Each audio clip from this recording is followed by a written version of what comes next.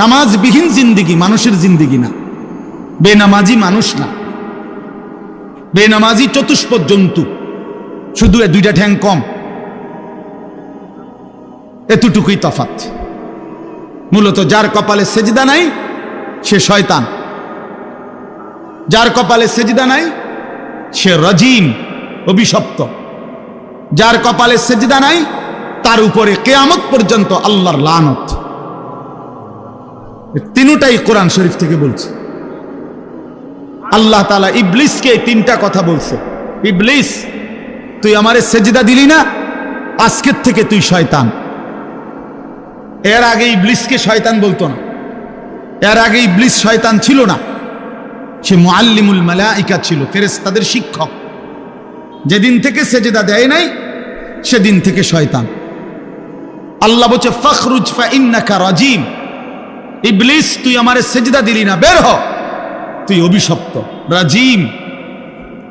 আউযু বিল্লাহি মিনাশ শাইতানির রাজিম। এ আল্লাহ বলছে যেদিন সেজদা দেয় নাই সেদিন থেকে আল্লাহ বলছে তুমি আজকের থেকে ফাইন্নাকা রাজিম, তুমি অভিশপ্ত। আল্লাহ বলছে ওয়া ইন্না আলাইকা লানাতা ইলা ইয়াউমিদ্দিন, ইবলিস তুই আমারে সেজদা দিলি না, আজকের থেকে নিয়ে কিয়ামত পর্যন্ত তোর উপরে আমি আল্লাহর লানত। এজন্য সেজদাবিহীন নাফরমানের উপরে আল্লাহর লানত। কতক্ষণ? প্রতিদিন 2 ঘন্টা। কথা বলেন না, 24 ঘন্টা নাফরমান, তোর উপরে আল্লাহর লানত, তোর খোদার গজব তোর উপরে। ওই নাফরমান সুখ মিলবে না, বাতের থালায় সুখ না, সোফার খাট পালঙে সুখ মিলে না, দালান বিল্ডিং এ সুখ মিলে না, মোবাইলের ওই নর্তকীর ছবি আর নারীর ছবিতে সুখ নাই। কোন নাফরমান আল্লাহর নাফরমানি করে সুখ পায় না, বেঈমান কখনোই সুখ হয় না, কোন সুখ নেই, অতৃপ্ত। নোনা জলে তৃষ্ণা মেটে না, যে পানি লবণাক্ত ওই পানিতে কোনোদিন তৃষ্ণা মেটে না, ঠিক গুনাহ কোনোদিন তৃপ্তি দেয় না। ওই দুশ্চরিত্র যুবককে জিজ্ঞেস করে দেখেন, কত লক্ষ নারী উলঙ্গ দেখলে তোমার তৃপ্তি হবে? সে বলতে পারবে না। সারা পৃথিবীর নারী ল্যাংটা উলঙ্গ করেও যাকে দেখাইলে তার শখ মিটবে না, সে আরো দেখতে চাইবে। কারণ গুনাহ কি দেয় না? তৃপ্তি। কিন্তু এক নারী হালাল স্ত্রী এক পুরুষের 60 বছর পার হয়ে যায়, এক পুরুষের 70 বছর পার হয়ে যায় একজন পবিত্র স্ত্রী দিয়ে। কারণ হালাল যে। এক গ্লাস পানিতে তৃপ্তি হয়ে যায় তৃষ্ণার্ত, এক সাগর মদ পান করলেও এই মদখোর, নেশাখোর, গাঞ্জাখোর, ফুট্টাখোর, বাবাখোর, এই ডাইলখোর, হারামখোরের তৃপ্তি হয় না। এক সাগর মদও যদি খায় এই হারামখোরের কোনো তৃপ্তি নেই। কারণ গুনাহ কি দেয় না? তৃপ্তি। এটা একটা গুরুত্বপূর্ণ মূলনীতি, মনে রাখবে। লোনা জলে তৃষ্ণা মেটে না, কি কইছি কোন? হ্যাঁ ঠিক। গুনায় কি আসে না? তৃপ্তি আসে, তৃপ্তি আসে না। কোন নাফরমান, সুদখোর, এই কিস্তিখোর, হারামখোর, এগুলো একটাও সুখে না। দুনিয়া তারে রাক্ষসের মতো কামড়াইয়া খায়, তার সারাক্ষণ শুধু অস্থিরতাই থেকে যায়, থেকে যায়। দুনিয়া দুনিয়া লা ইয়ামলা আফাহু ইল্লা তুরাব।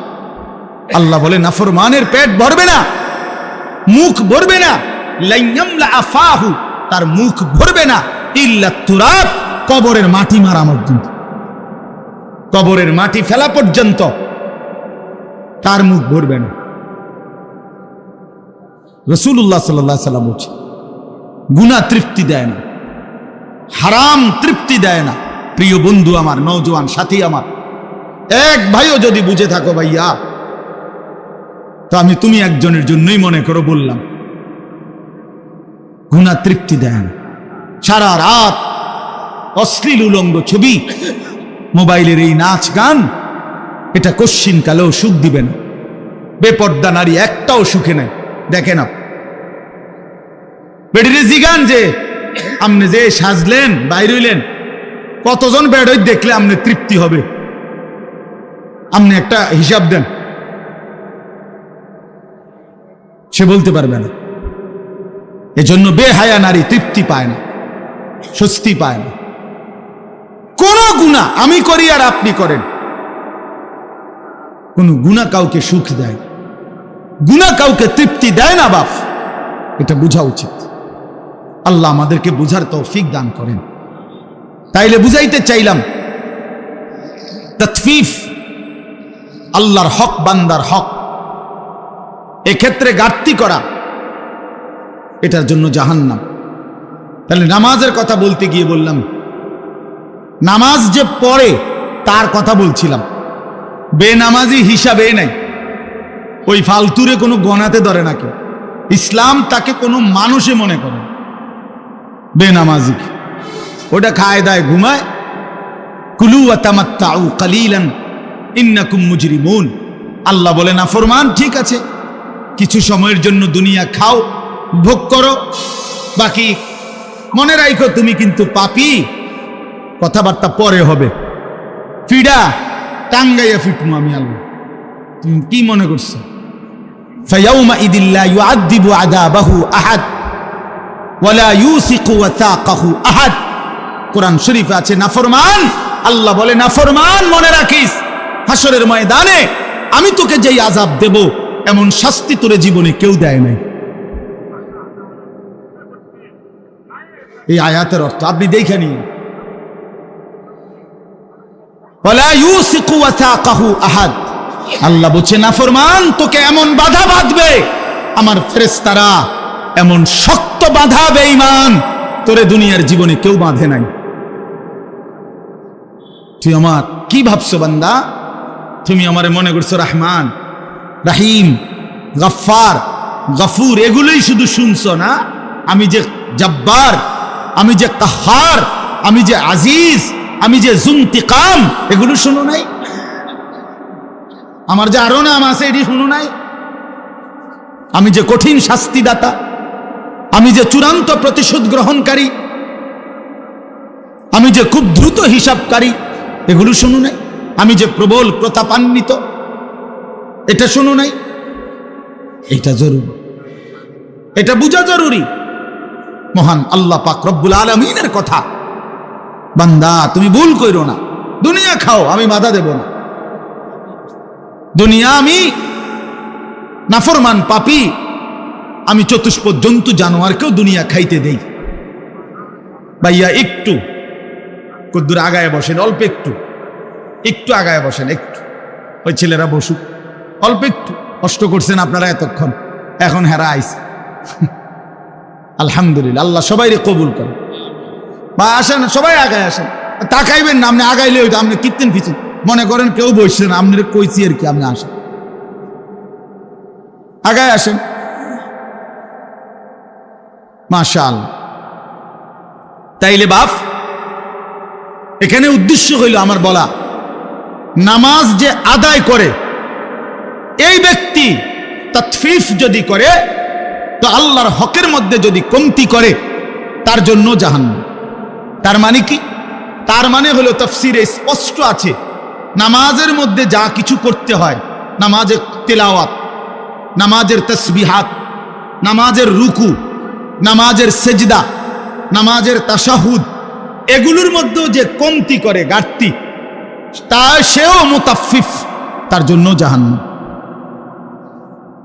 বুঝছেন নি আমার কথাটা? রুকু দেয় দিয়া একটু মাথা আলগি দিয়ে নিচের দিকে জায়গা, এমন ভদ্রলোক দেখছেন কোনোদিন? আমি দেখছি। সেজদা দেয় একটা দিয়া মাথাটা একটু আলগি দিয়ে আরেকটা মারে, দুইটা সেজদা। কার লগে বাটফারি করেন? সিটারি যে কি ধরনের সেজদা দিলেন? মস্কারি করেন? হ্যাঁ, 4 রাকাত সুন্নত করে ফেলছে, মনে 1 মিনিটও লাগছে না। যে কি মেশিন লাগাইলেন? কি মেশিন এটা? জাপানি মেশিন, চায়না তো সম্ভব না এত তাড়াতাড়ি করে। কি মেশিন লাগাইলেন বলেন? আশ্চর্য। 100 দানার তাসবিহ 1 মিনিটে শেষ, উড়ে এলো মিশে।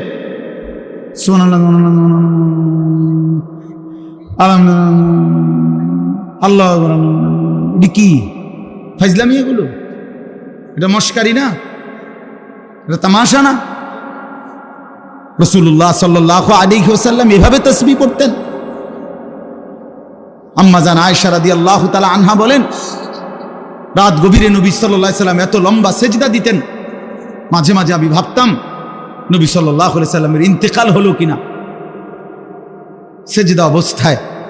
এজন্য পায়ের পিছনে আঙ্গুলের মধ্যে আমি আঙ্গুল লাগাইয়া স্পর্শ করতাম তিনি জীবিত আছেন কিনা। আপনি এত লম্বা সেজদা না দেন, কিন্তু সুন্নত মোতাবেক যেতটুকু সেজদা এটুকুও দিবেন না।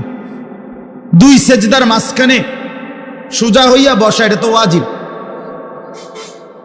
রুকু থেকে সোজা হয়ে দাঁড়ানো, এটা তো ওয়াজিব, এটা ছেড়ে দিলেন।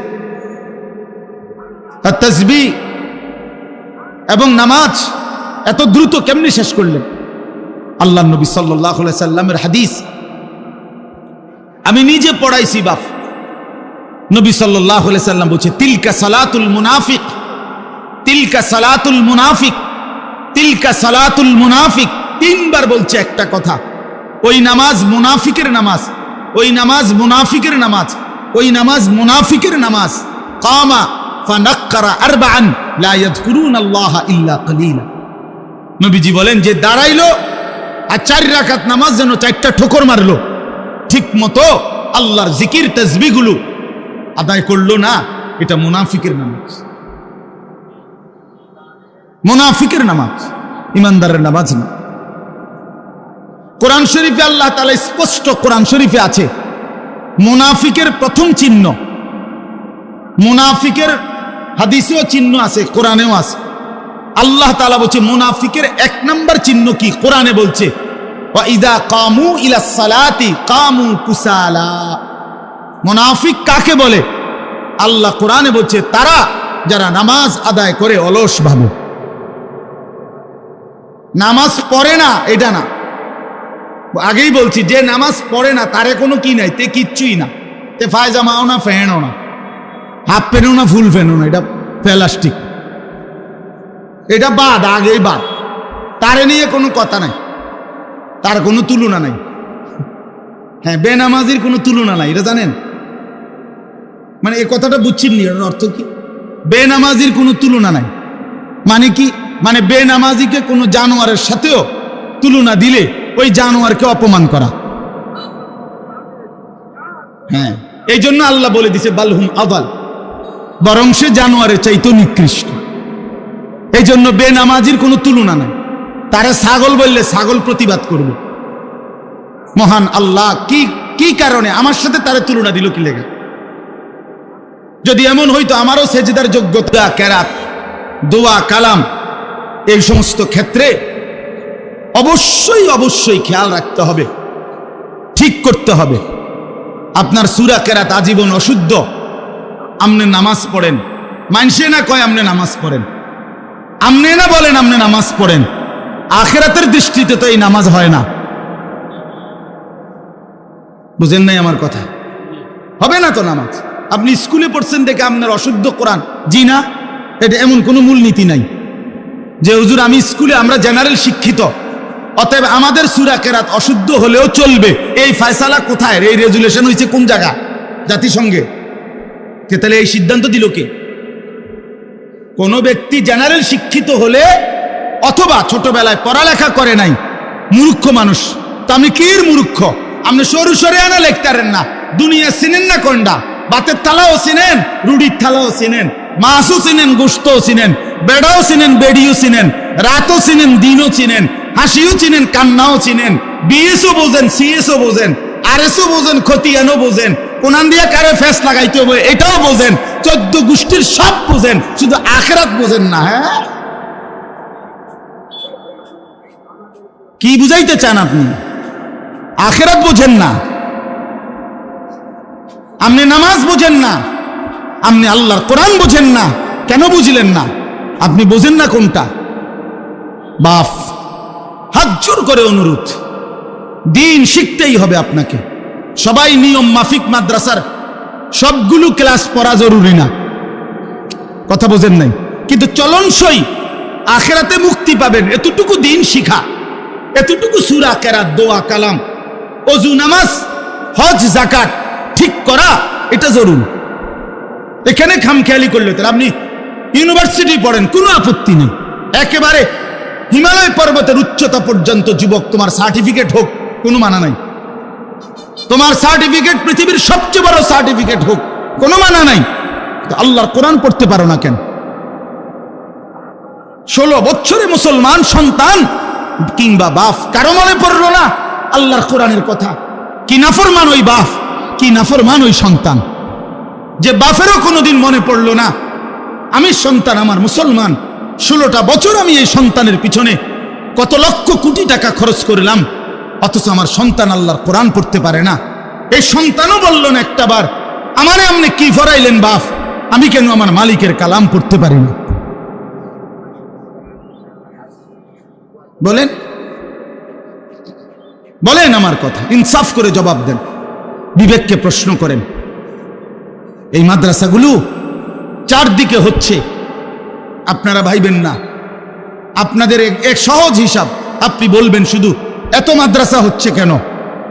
আপনি বলতে পারবেন শুধু এত মাদ্রাসার কি দরকার? আপনার দরকার না থাকুক, আর শাজিমের মালিকের দরকার, আসমানওয়ালার দরকার দেখে বানাইছে। যিনি তৌফিক দিছে তিনি বুঝাই তৌফিক দিছে। অতএব এটা জরুরি বিষয়, আগামীর দিন, আগামীর ইসলামের জন্য, আগামীর পৃথিবীর জন্য ইনশাআল্লাহ আমরাও আশাবাদী। মুসলমানের মহল্লাকে মহল্লায় এই পরিমাণ মাদ্রাসা আলহামদুলিল্লাহ হইছে যে এই সময়ে বাপ আমার হাত জোর করা অনুরোধ, হাতের নাগালে মাদ্রাসা, হাতের নাগালে কোরআন শিখার সহজ ব্যবস্থা, এই অবস্থায় যদি কোরআন অশুদ্ধ নিয়ে কবরে যান, আল্লাহর কসম আপনি আগের আমলের মানুষের চাইতে ফিডা বেশি খাবেন। আমার কথাটা আগে 10 গ্রাম মিল্লা হয়তো 100 মাইল দূরে মাদ্রাসা ছিল, সবাই হয়তো বলতে পারে আমার সুযোগ ছিল না, যাইতারি নেই। এখন কি কইবেন? এখন কি বলবেন? এই রাস্তার থেকে ওই মাসা পর্যন্ত কয়টা মাদ্রাসা, রাস্তার দোনো পাশে, এখন আপনি কি বলবেন? এখন কোন যুক্তিতে এই 10 হাত পর্যন্ত গিয়েও 10টা সূরা ঠিক করতে পারলেন না? বলেন ভাই, কোনো জবাব দিতে পারে? আমরা বলি না স্কুল ছেড়ে দাও, বলি না কলেজ ছেড়ে দাও, একটু সময় বাইর করো, শুক্রবারে একটু সময় দাও, শনিবারে একটু সময় দাও, একটু সময় হোক না। আল্লাহর কোরআন সহজ, আল্লাহর কোরআন সহজ। আপনার ছেলেটাকে কোরআন থেকে কেন বঞ্চিত করলেন? আল্লাহ থেকে বঞ্চিত করে তারে সুখ দিবেন কেমনে? রাসূল থেকে বঞ্চিত করে তারে সুখ দিবেন কেমনে? এই বাপ, কার হাতে তুলে দিয়ে গেলেন তারে? কার হাতে? আপনি তো কবরে চলে যাবেন, আগামী সন্তানটাকে কার হাতে দিয়ে গেলেন? আগামীর পৃথিবী ঈমান আর কুফরের পৃথিবী। মনে রাখে, এই বাংলাদেশের শুধু 2-4টা দল নিয়ে হিসাব করলে হবে না। গ্লোবালাইজেশন, এখন পৃথিবী, এই গ্রাম যেমন পৃথিবীর শেষ মাথা তেমন, একরকম হিসাব। এটার এই বিশ্বায়ন বলে, গ্লোবালাইজেশন বলে, অর্থাৎ সারা পৃথিবী এখন বিশ্বগ্রাম। গ্লোবালাইজেশন মানে কি? বিশ্বগ্রাম মানে সারা পৃথিবী এক গ্রাম, সারা পৃথিবী ফরিদপুর। তার মানে এখানে বসেই এখন সারা পৃথিবী একসাথে দেখা যায়, তাকানো যায়। এই জন্য সারা পৃথিবীর সাথে মিলাইলে সারা পৃথিবীতে মজলুমের বিজয় হচ্ছে, সারা পৃথিবীতে ইমানদারের বিজয় হচ্ছে, সারা পৃথিবীতে জালেম হেরে যাচ্ছে। বিশ্বাস করেন, এটা বিশ্বাস করেন। এই যে 8ই ডিসেম্বর সিরিয়াতে 54 বছরের স্বৈর শাসন বাথফুত মিল্লা, সিরিয়ায় ইসলামের গুরুত্বপূর্ণ একটি দেশ, সেইখানে স্বৈর শাসক ফ্যাসিস্ট জুলুমবাজ 54টা বছর ধরে লক্ষ লক্ষ মুসলমানের উপরে জুলুম করেছে। যেই জালেম বাশার আল আসাদ অয় গাট্টি গুট্টি লইয়া ভাগছে, পলাইছে। এই 8ই ডিসেম্বর নতুন উইকেট পড়ছে, জানেন আপনারা? 2 উইকেট পড়ছে এই বছর। 5ই আগস্ট এক উইকেট পড়ছে, আর 8 ডিসেম্বর আরেক উইকেট পড়ছে, আরো উইকেট পড়বে, আরো উইকেট। 2024 সাল উইকেট পড়ার বছর। এই বছর বোলিং ভালো হয়েছে, এবছর বোলিং কড়া বোলিং হয়েছে, হ্যাঁ কড়া বোলিং হয়েছে। 2 উইকেট পড়ে গেছে। আগামীর উইকেট নেতানিয়াহু, ইসরায়েলের ওই কুত্তা, সেও পড়া যাবে ইনশাআল্লাহ। ইমানদারের বিজয় হবে ইনশাআল্লাহ। সারা পৃথিবীতে ইমানদারের বিজয়ের আহ্বান। ওই সমস্ত ভারত, ওদের ওই সমস্ত ফালতু কথা, 130 কোটি না বেটা, তারা বেঈমান। 230 কোটির ভয় দেখায়া ইমানদারকে এক চুলে সরাইতে পারবে না ইনশাআল্লাহ। 56,000 বর্গ মাইলের এই জমিন আমার দেশের লক্ষ কোটি ইমানদার যুবক কলিজার শেষ ফোঁটা রক্ত দিয়ে রক্ষা করবে ইনশাআল্লাহ। আমরা 130 কোটি ভয় পাই না, কি বলেন? ভয় পাই না আমরা। আমাদের একজন। আরে তোর 130 কোটি তুই রাখ বেঈমান, আমাদের একজন। আগেও ছিল একজন, এখনো একজন, আগামী তো একজন, তিনি আল্লাহ। তিনি কে? 130 কোটির মোকাবেলায় এই হিন্দু ভারতের বেঈমান, তাদের মোকাবেলায় এক মালিকে যথেষ্ট। আলু দিবে না, পেঁয়াজ দিবে না, হাতের আব্বার পেঁয়াজ, মোদির আব্বার পেঁয়াজ, হ্যাঁ তোর বাপের পেঁয়াজ বেঈমান। আলু দিবি না, পেঁয়াজ দিবি না, তোর বাপে খাওয়ায় পেঁয়াজ, তোর তার বাবার পেঁয়াজ না এগুলা। তাদেরকে 130 কোটি বেঈমানকে যে চাল ডাল আলু পেঁয়াজ যিনি খাওয়ায়, তিনি তো আমার আল্লাহ বেটা। তোদের কি বেটা? তোদের মূর্তি ছাড়া আছে কি? আল্লাহ যিনি তাদেরকে খাওয়ায়, তিনি আমার আল্লাহ না? তো আমার আল্লাহ তোরে খাওয়ায়, তুই আমারে দমক দেস। এই বেকুব মন্ডাসায় গিয়া কই নেই, বলে কি এগুলো? এজন্য বন্ধু আমার, আমি অনুরোধ করলাম, চারিদিকে নওজোয়ান, ইমানের বিজয়, কালেমার বিজয় ইনশাআল্লাহ। বাংলাদেশেও কালেমার বিজয় হবে ইনশাআল্লাহ।